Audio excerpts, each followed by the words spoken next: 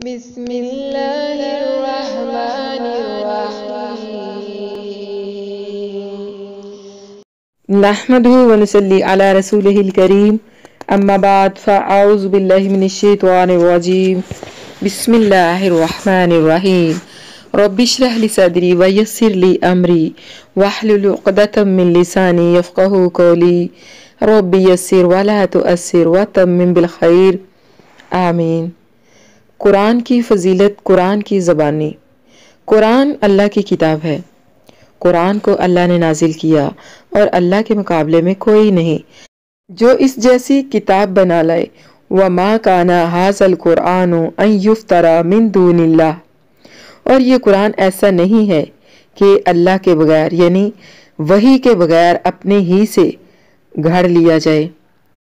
ہر قسم کے شک سے پاک، لا ریب کتاب۔ الف لام میم ذالک الکتاب لا ریب فیہ ھدی للمتقین۔ سورۃ بقرہ کی آیت نمبر 1 اور 2۔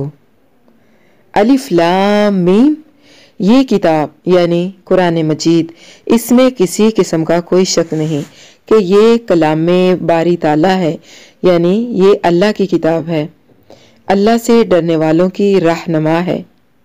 قرآن کا کھلا چیلنج۔ اگر پوری کائنات بھی چاہے کہ قرآن جیسی کتاب بنا لے تو نہیں بنا سکتی، اگرچہ جن اور انسان سب آپس میں مل جائیں اور اپنی ساری صلاحیتیں صرف کر دیں، تب بھی وہ ایسی کتاب پیش نہیں کر سکیں گے۔ سورۃ بنی اسرائیل کی آیت نمبر 88 میں فرمان باری تعالیٰ ہے قُلْ لَا إِنِ اجْتَمَعَتِ الْإِنسُ وَالْجِنُّ عَلَىٰ أَن يَأْتُوا بِمِثْلِ هَٰذَا الْقُرْآنِ لَا يَأْتُونَ بِمِثْلِهِ وَلَوْ كَانَ بَعْضُهُمْ لِبَعْضٍ ظَهِيرًا۔ اگر تمام جنات اور انسان جمع ہو کر اور ہر ایک دوسرے کی مدد کے ساتھ یہ چاہیں کہ اس جیسا قرآن بنائیں تو بھی ان کے امکان نہیں ہیں، مطلب پھر بھی نہیں بنا سکیں گے، بلکہ اللہ نے چیلنج دے رکھا ہے کہ اس کے مقابلے میں کوئی ہم مثل اس کے جیسی ایک صورت ہی بنا لائیں۔ سورۃ البقرہ کی آیت نمبر 23۔ وَإِن كُنتُمْ فِي رَيْبٍ مِّمَّا نَزَّلْنَا عَلَىٰ عَبْدِنَا فَأْتُوا بِسُورَةٍ مِّن مِّثْلِهِ وَادْعُوا شُهَدَاءَكُم مِّن دُونِ اللَّهِ إِن كُنتُمْ صَادِقِينَ۔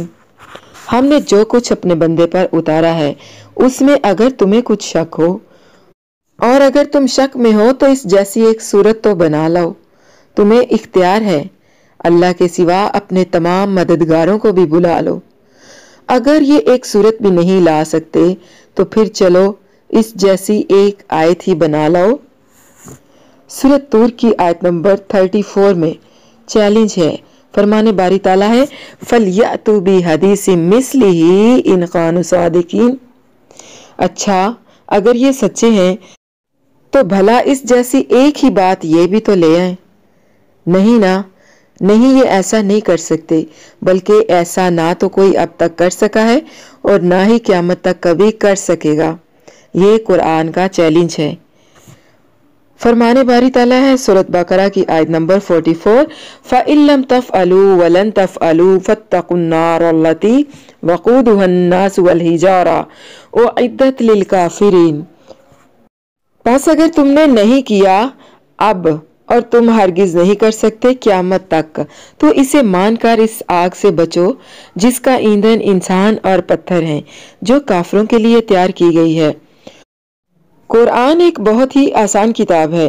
سورۃ بقرہ کی آیت نمبر 22 میں فرمان باری تعالیٰ ہے وَلَقَدْ يَسَّرْنَا الْقُرْآنَ لِلذِّكْرِ، اور یقیناً ہم نے قرآن کو نصیحت کے لیے آسان کر دیا ہے، اور پھر قرآن کے اندر کوئی تبدیلی بھی نہیں ہو سکتی۔ سورۃ یونس کی آیت نمبر 64۔ لا تبدیل لکلمات اللہ، اللہ کی باتوں میں کوئی تبدیلی نہیں ہوا کرتی، یا اللہ کی باتوں کو کوئی بدلنے والا نہیں۔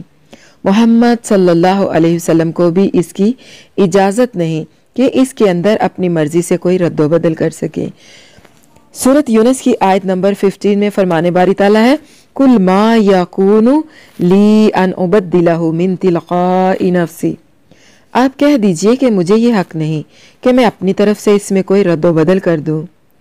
قرآن ایک حکمت والی کتاب ہے، قرآن حکیم بھی ہے۔ قرآن کے اندر ہر روحانی اور جسمانی بیماریوں کا علاج ہے جس سے وہ لوگوں کو شفا دیتا ہے، مگر اس کے لیے عقل اور شعور کی ضرورت ہے۔ سورۃ بنی اسرائیل کی آیت نمبر 82 کے اندر فرمان باری تعالیٰ ہے وَنُنَزِّلُ مِنَ الْقُرْآنِ مَا هُوَ شِفَاءٌ وَرَحْمَةٌ لِّلْمُؤْمِنِينَ۔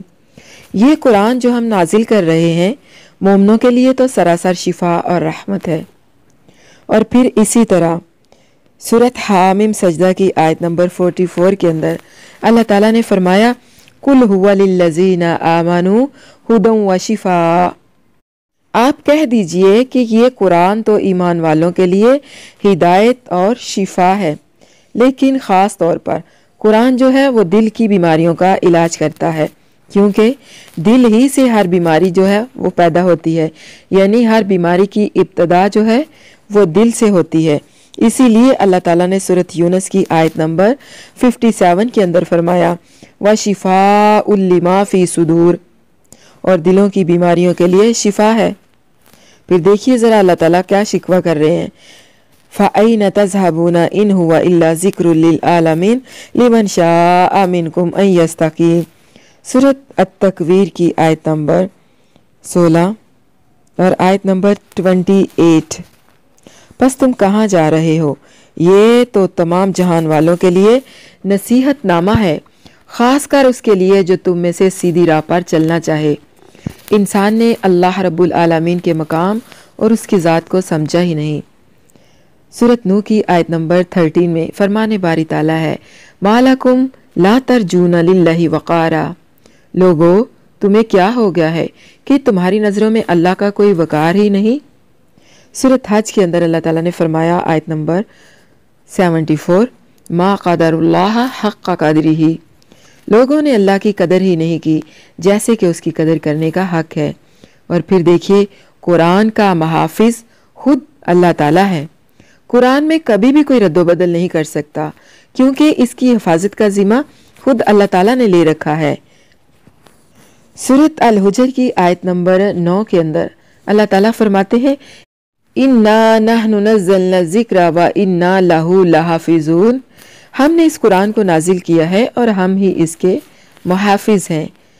قرآن کی تعلیم پر نہ چلنے والے کا حکم، یعنی جو قرآن کو نہیں مانتے، قرآن کی تعلیم کا، اس کے احکامات کا انکار کرتے ہیں، ان کے لیے قرآن میں اللہ تعالیٰ نے کیا ارشاد فرمایا ہے جو انسان اپنی زندگی میں روزمرہ پیش آنے والے مسائل کے فیصلے اس قرآن کے مطابق نہیں کرتا پس وہ ظالم، فاسق اور کافر ہے۔ سورۃ المائدہ کی آیت نمبر 44 میں ارشاد باری تعالیٰ ہے وَمَن لَّمْ يَحْكُم بِمَا أَنزَلَ اللَّهُ فَأُولَٰئِكَ هُمُ الْكَافِرُونَ۔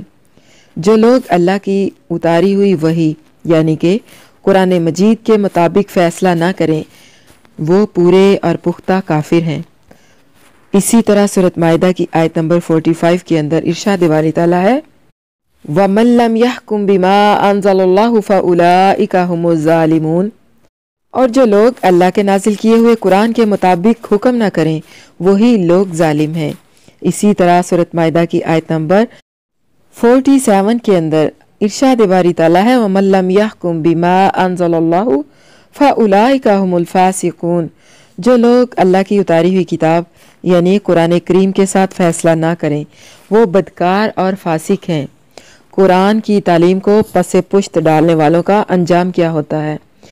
ایسے انسان کی دنیاوی زندگی اور معیشت تنگ کر دی جاتی ہے اور آخرت میں یہ اندھا کر کے اٹھایا جائے گا، پھر یہ چیخے چلائے گا کہ میرے ساتھ یہ کیا معاملہ ہوا ہے، میں تو دیکھنے والا تھا، آج میں کیوں اندھا ہوں، مجھے دکھائی کچھ کیوں نہیں دے رہا۔ سورۃ طٰہٰ کی آیت نمبر 124 اور 126 کے اندر اللہ تعالیٰ نے فرمایا ہے وَمَنْ أَعْرَضَ عَنْ ذِكْرِي فَإِنَّ لَهُ مَعِيشَةً ضَنْكًا وَنَحْشُرُهُ يَوْمَ الْقِيَامَةِ أَعْمَىٰ قَالَ رَبِّ لِمَ حَشَرْتَنِي أَعْمَىٰ وَقَدْ كُنْتُ بَصِيرًا قَالَ كَذَٰلِكَ آتَتْكَ آيَاتُنَا فَنَسِيتَهَا وَكَذَٰلِكَ الْيَوْمَ تُنسَىٰ۔ اور ہاں جو میرے ذکر قرآن سے روگردانی کرے گا اس کی زندگی تنگی میں رہے گی اور ہم اسے روز قیامت اندھا کر کے اٹھائیں گے۔ وہ کہے گا یا الہی مجھے تو نے اندھا کیوں کر کے اٹھایا ہے، حالانکہ میں تو دنیا میں دیکھتا تھا۔ تو اللہ تعالیٰ جواب دیں گے کہ اسی طرح ہونا چاہیے تھا، تو میری آئی ہوئی آیتوں کو بھول گیا تو آج میں بھی تجھے بھول گیا، یعنی آج تو بھی بلا دیا گیا ہے۔ اسی طرح قرآن گناہوں سے بخشش کے لیے دعا کا ذریعہ ہے۔ رب اغفر وارحم وانت خیر الراحمین، سورۃ المؤمنون کی آیت نمبر 118۔ اے میرے پروردگار مجھے بخش دے اور رحم فرما، تو سب سے بہتر رحم کرنے والا ہے۔ قرآن بیماریوں کے لیے شفا ہے، قرآن کے اندر بیماری کی شفا۔ ربہ انی مسانی الضر وانت ارحم الراحمین، سورۃ الانبیاء آیت نمبر 83۔ اے میرے پروردگار مجھے بیماری پہنچی ہے اور تو سب سے زیادہ رحیم اور مہربان ہے۔ مشکلات سے نجات کے لیے دعا، سورۃ انبیاء کی آیت نمبر 87۔ لا الہ الا انت سبحانک انی کنت من الظالمین، نہیں ہے کوئی معبود برحق مگر تو پاک ہے، یقیناً میں ظالموں میں سے تھا۔ دماغی قوت اور شرح صدر کے لیے دعا، یعنی دماغ کو تیز کرنا، سینوں کے کھولنے والی دعا۔ رب اشرح لی صدری ویسر لی امری واحلل عقدۃ من لسانی یفقہوا قولی، سورۃ طٰہٰ کی آیت نمبر 28۔ اے میرے پروردگار میرا سینہ کھول دے اور میرے کام کو مجھ پر آسان کر دے، اور میری زبان کی گرہ بھی کھول دے تاکہ لوگ میری بات کو اچھی طرح سمجھ سکیں۔ طلب علم کے لیے دعا، رب زدنی علما، سورۃ طٰہٰ کی آیت نمبر 114۔ اے میرے پروردگار میرے علم میں اضافہ فرما۔ طلب رزق کے لیے دعا، ربی انی لما انزلت الی من خیر فقیر، سورۃ قصص آیت نمبر 24۔ اے میرے پروردگار تو جو کچھ بلائی میری طرف اتارے میں اس کا محتاج ہوں۔ نیک اولاد کے حصول کے لیے دعا، ربی حب لی من الصالحین، سورۃ الصافات کی آیت نمبر 100۔ اے میرے پروردگار مجھے نیک بخت اولاد عطا فرما۔ ربی حب لی من لدنک ذریۃ طیبہ انک سمیع الدعاء، اے میرے رب مجھے اپنے پاس سے پاکیزہ اولاد عطا فرما، بے شک تو دعا کا سننے والا ہے۔ یہ سورۃ آل عمران کی آیت نمبر 38 ہے۔ اسی طرح سورۃ الفرقان کی آیت نمبر 74 میں بیوی بچوں کی بہتری کے لیے دعا ہے، ربنا ہب لنا من ازواجنا وذریتنا قرۃ اعین واجعلنا للمتقین اماما۔ اے ہمارے پروردگار تو ہمیں ہماری بیویوں اور اولاد سے آنکھوں کی ٹھنڈک عطا فرما اور ہمیں پرہیزگاروں کا پیشوا بنا۔ والدین کی مغفرت کے لیے دعا، سورۃ ابراہیم کی آیت نمبر 41۔ ربنا اغفر لی ولوالدی وللمؤمنین یوم یقوم الحساب، اے ہمارے پروردگار مجھے بخش دے اور میرے ماں باپ کو بھی بخش اور دیگر مومنوں کو بھی بخش جس دن حساب ہونے لگے۔ رب اغفر لی ولوالدی، سورۃ نور آیت نمبر 28۔ اے میرے پروردگار مجھے اور میرے والدین کو بخش دے۔ اسی طرح سورۃ بنی اسرائیل کی آیت نمبر 24 کے اندر والدین کے لیے دعا ہے، رب ارحمہما کما ربیانی صغیرا، اے میرے پروردگار ان دونوں پر رحم فرما جیسے انہوں نے بچپن میں مجھ پر رحم فرمایا۔ اور پھر سواری پر سوار ہونے کے لیے بھی دعا ہے، سورۃ الزخرف آیت نمبر 13 اور 14۔ سبحان الذی سخر لنا ھذا وما کنا لہ مقرنین وَإِنَّا إِلَىٰ رَبِّنَا لَمُنْقَلِبُونَ، پاک ذات ہے اس کی جس نے اسے ہمارے بس میں کر دیا حالانکہ ہم اسے قابو کرنے کی طاقت نہیں رکھتے تھے، اور بالیقین ہم اپنے رب کی طرف لوٹ کر جانے والے ہیں۔ اور پھر سورۃ المؤمنون کی آیت نمبر 97 اور 98 کے اندر شیطانی وسوسوں سے بچنے کے لیے دعا ہے، ربی اعوذ بک من ھمزۃ الشیاطین واعوذ بک ربی ان یحضرون، اے میرے پروردگار میں شیطانوں کے وسوسوں سے تیری پناہ چاہتا ہوں، اور اے رب میں تیری پناہ چاہتا ہوں کہ وہ میرے پاس آئیں۔ پھر اسی طرح عذاب جہنم سے پناہ مانگنے کی بھی دعا قرآن مجید کے اندر موجود ہے، سورۃ فرقان ہے آیت نمبر 65 ہے، ربنا اصرف عنا عذاب جہنم ان عذابہا کان غراما۔ اے میرے پروردگار ہم سے جہنم کا عذاب پھیر دے، یقیناً اس کا عذاب چمٹ جانے والا ہے۔ اور اسی طرح سورۃ یوسف کے اندر آیت نمبر 101 میں حسن خاتمہ کے طلب کرنے کے لیے بھی دعا ہے، فاطر السماوات والارض انت ولی فی الدنیا والآخرہ توفنی مسلما والحقنی بالصالحین۔ اے آسمانوں اور زمین کے پیدا کرنے والے، تو ہی میرا دنیا اور آخرت میں ولی ہے، مجھے اس حال میں فوت کرنا کہ میں مسلمان ہوں اور مجھے صالحین کے ساتھ ملا دے، آمین۔ اللہ تعالیٰ سے دعا ہے کہ اللہ تعالیٰ ہمیں قرآن کو صحیح معنوں میں سمجھ کر پڑھنے کی اور اس پر عمل کرنے کی توفیق عطا فرمائے، آمین۔ سبحان ربک رب العزت عما یصفون والسلام علی المرسلین والحمد للہ رب العالمین، آمین ثم آمین یا رب العالمین۔ السلام علیکم ورحمۃ اللہ وبرکاتہ۔